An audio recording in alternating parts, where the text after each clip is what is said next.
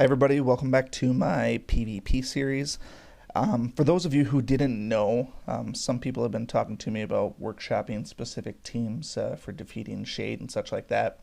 One of the teams that I've been tossing around is actually a bit counterintuitive, but if you're familiar with the campaign and the boss mode campaign, it seems to make perfect sense. So what I've been using for some dungeons lately, specifically ones that have Furnace in it, because he's kind of a beast to take down unless you got some serious powerhouses, and he's been kind of a nuisance for me. So I've been kind of watching who's been attacking my dungeon and how they've been taking out Furnace that way, and most of the time it's not really even taking out Furnace per se, it's just trying to one-shot my team with Kozar. So being that I don't use Kozar, that's not really a technique that I use. So what I had actually been working on, provided that the team does not have Kira, is actually using an undead component. So the order of this is actually very important, and it's important that you put in Zomm first and then Yorick, because basically we don't want the turns getting messed up. We want to make sure that when we enlighten Zomm, he actually does get to go next. Now, it doesn't matter if there's other fast heroes in there unless you're worried about dying. So my last one is going to be Shade. You can use Shade, or you could probably use Shadowblade too, or if you have some other really powerful fast hero like Kira, that would be a good option as well.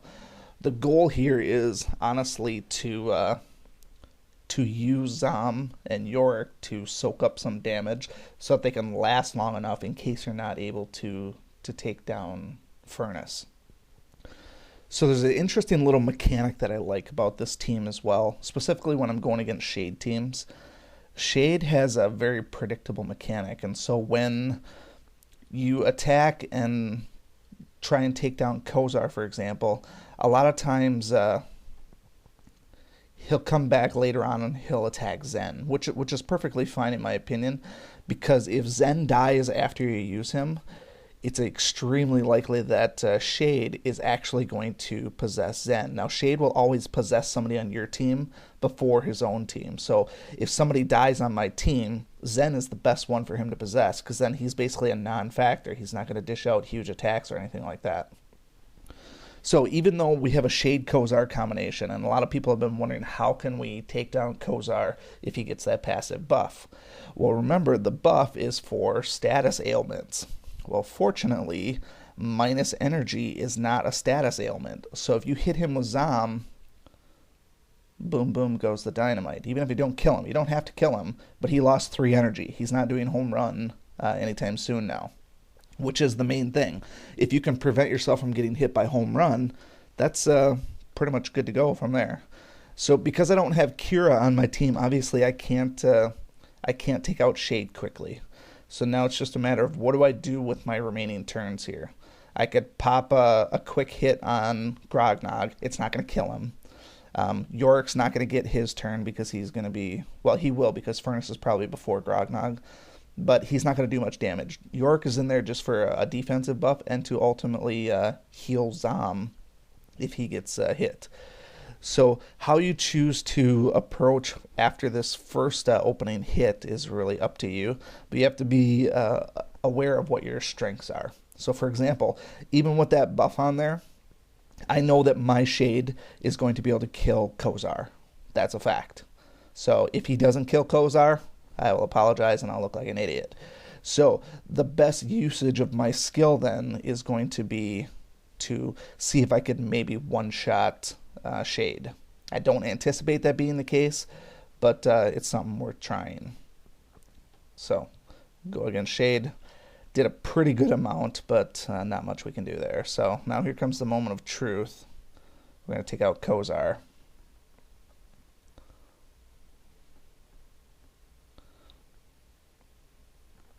Kozar's dead. Now, I probably didn't have to attack Kozar, because like I said, if I would have tried to take out Grognog instead, or even killed Shade instead, Kozar, what he was going to do, he was probably going to do a single attack and probably try to kill Zen. And if he would have killed Zen, all of my guys would have retaliated, Kozar would have been dead. And on top of that, with Zen dead, Shade would have possessed him. So now I'm basically in sort of a marathon fight here. I have to assume that Grognog is going to get a couple of good hits in there. Really, I'm praying for York to do his thing just like I would in any boss mode dungeon. But Shade is going to be the miracle worker here. So it's going to be up to Shade to take out Grognog next, because their Shade is going to use his Spirit Link, and basically that's going to give him another turn of me not being able to attack him, which isn't a big deal because Furnace is taunting anyway, so I'm not going to be attacking Shade specifically with my Shade either. But the main goal, the main thing to realize here is that he's going to end up possessing not Grognog. He's going to possess Kozar unless Grognog is able to kill one of my guys. So that's the biggest threat that we're dealing with here, and why you may have wanted to use your Shade attack to kill their Shade early on. But as you'll see in the next video after this one, or the next clip that I show, going with certain orders, I mean, both Zomm and York can survive pretty well. They have that defensive buff, and plus if York gets one epic, that helps us quite a bit. So this team here is built more so around longevity here. So let's actually do our attack on Furnace and see if we can heal Zomm. And we actually got lucky there. That's where the max epic comes into play here. So now I know that Grognog shouldn't one-shot Zomm, which is good. We don't want Zomm biting the dust early, because then if Shade possesses Zomm, which he does later on, that's kind of a pain. So now that it's turn 2 here, I get my specific Spirit Link on there. That's going to save my Shade for quite some time now. Obviously, I don't get to possess Kozar, but Shade's going to possess Kozar, and he's going to basically, dominate my team. But then I'm going to be able to use possession of my own rather soon anyways. So, got a nice little shield for Zen, but he gets taken by Shade. That happens all the time. Like I said, I'm not concerned about that, because Zen, he rarely seems to last long enough to ever get the heals in there anyways. But if we look at it now, we're actually sitting pretty good. So the only thing we're dealing with now is, can we take out Shade before his turn? Well, obviously he's going to get his turn next, so it's actually kind of a waste to even hit Shade, because I'm not going to do a ton of damage on him. And honestly, I'll probably do it just to get rid of that shield. But Furnace, we got to whittle him down ultimately. So the Mark for Death isn't good enough on Furnace, and honestly, it's a better option to try and get another epic attack. But I already know what's going to happen here. Is Shade he's going to possess Zen, which, like I said, that's the least threat. And so since that other situation occurred when Zen died, that's actually about as good a scenario as I could have ever asked for, because now this is basically a guaranteed win from here. There's no way that he can beat me by possessing Zen, and by the time I get my possession, I'll be able to steal his Kozar if I want. And honestly, what I would probably do, I could normally just one-shot Zen, but it's such a waste here. I should rather just take down Furnace, and he can do whatever he wants. Unless he does some sort of an energy reset on Shade, that would be the only thing that really bugs me. But I want him to have Zen out there as long as possible, because as long as he's got Zen out there, he's not getting other turns as himself. He's not getting Kozar. And if I can just if I killed Zen, Shade comes back, and then Shade does a lot more damage than Zen does. I don't want that out here. So now one more turn and I get his Kozar, and there's no chance for him. So unfortunately for Teddy Snow, his days are numbered here. Shield goes off. Zen can do his thing. Doesn't really matter. So we're going to possess Kozar just so that he doesn't get Kozar. I don't need to. I could have just attacked and killed Zen and whittled him down, but not really that necessary. So I'll do this triple attack just to get some hits on him. And down he goes. And now whatever Shade does, he can really only do basic attacks. There's no way that he himself can win. Notice he still has that shield up. Not a big deal. Just take it down. Let him do his thing. We'll go for some overkill here just to rub it in his face. Sorry, Teddy. Oh, that's a bummer. I have to use York to kill him. I was hoping I could use Home Run to kill him, but Can't remember which of these does more damage, so just in the interest of safety, we'll use Guardian Strike. Mere 8,000. It would have been so much more satisfying to use Kozar against him, but that's how it is. Alright, so, like I said, if there's a non-Kira team, an undead team can be extremely successful, but you do have to remember that eventually Shade is going to use possession, and your best bet is if your Zen dies. So there's obviously, if you use your energy reset on Kozar, a lot of times he does take his single attack and go right after Zen, and he can one-shot him pretty easily. So when that happens, that's actually a very good thing. And I had some other clips for this, but I seem to have misplaced them, so I can't show that. But I'm going to continue playing around with this team, but Zen, Zomm, Yorick, Shade is one of my go-tos. Now, obviously, Shade is kind of a big component of this. We saw that I used Shade to possess Kozar. Had I had somebody else, obviously we wouldn't have gotten that nice Spirit Link in there too. So putting Shadowblade instead of Shade is risky. I'm not really sure how that's going to go. I don't use Shadowblade that much, so I haven't round-tabled a lot of teams with him. And most of my guilds say using Shade instead of Shadowblade for both offense and defense seems to be kind of the norm now, because Shadowblade just, I don't know, he's not as popular anymore.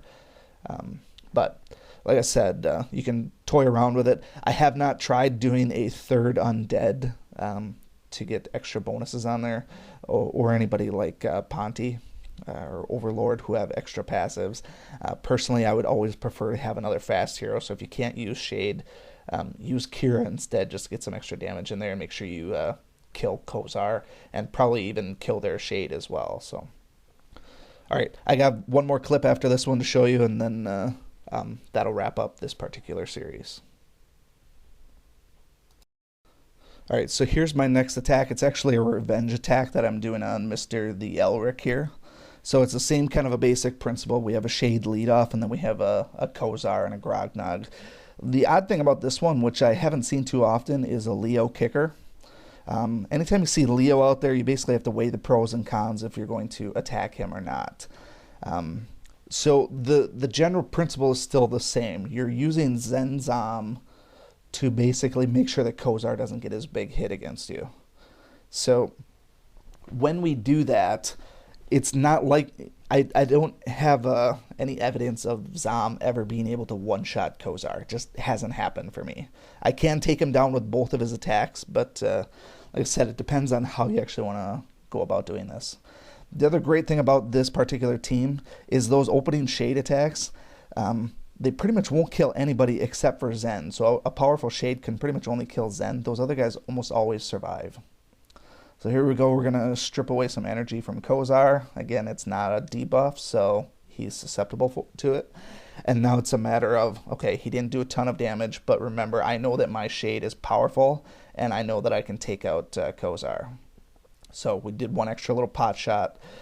But we have Leo in there, so I have to kind of kill Leo, because if I kill Kozar, then I kill Leo, then Kozar is going to come back, and it just makes a mess out of things. So I know Leo is not very tough. He can be if you really ruin him out well. So Leo goes down, and then this is where we're at. So a little bit unfortunate that that Zomm dies, because remember, when Shade possesses, he's going to possess your team before his team. So you always have to make sure you do your Spirit Link, and the Spirit Link is always best on their Grognog, because you don't put any attacks on him. So now the way that it works here is Kozar could attack Yorick, won't do any damage. Kozar could attack Shade, kills his own Grognog. Kozar could attack Zen, and I revenge him to death. So there's actually a lot of positives here. So we're really just gearing up for when Shade possesses Zomm. And not a huge deal, but if he picks his target well, you know, he can kill anybody. But he picked Shade and killed his own ally, so that's just dumb AI for you. If he would have went after Yorick, he probably could have killed Yorick. He certainly could have killed Zen, and I don't know if I would have been able to retaliate, kill him, but now that we're just left with Zomm here, he can't survive. There's no chance. Not with a marked for death, at least. And then after that, I got 3-on-1 against a Shade. And plus, I'll have my own possession coming up. There's just no way that Mr. Elric can win. So, while he did raid my dungeon and take some of my trophies, we got some nice retaliation on him.